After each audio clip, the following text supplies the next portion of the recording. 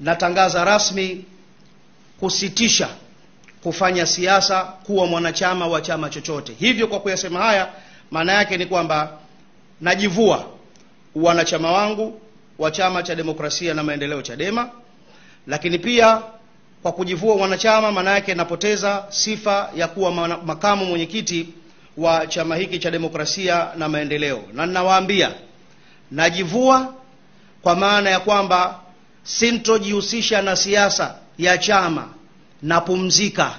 Sintokuwa mwanachama wa chama chochote, napumzika. Hili liwekwe wazi, asije mtu akaja akafikiria sijui anatoka hapa na kwenda wapi. Napumzika kwa sababu nilichogundua katika maisha ya kawaida, siasa haina shukurani. Siasa haina shukurani.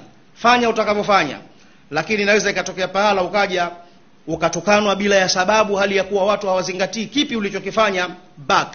Na haya tumeona katika muda mfupi sana wa miezi 6, kwamba yupo mtu aliongoza chama takriban miaka 20, lakini leo ukija ukiona mtu ana tweet neno la Mungu baada ya kushindwa katika uchaguzi, yale maneno waliokuja kushindiliwa, mpaka unajiuliza hawa watu wameandika maneno haya wana kisasi naye, kawachukulia dada zao au inakuwaje?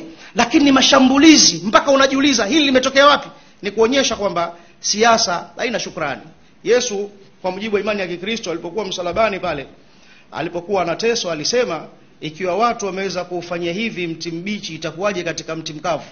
Sasa ikiwa akaweza kushambuliwa mtu aliyekaa katika chama miaka 20 akaweza kupumzika, na bado akashambuliwa na anaendelea kushambuliwa, mimi mvimba macho wa Vingunguti mwenye miaka 2 sijui miaka 3 chama hiki, itakachonikuta kitu gani?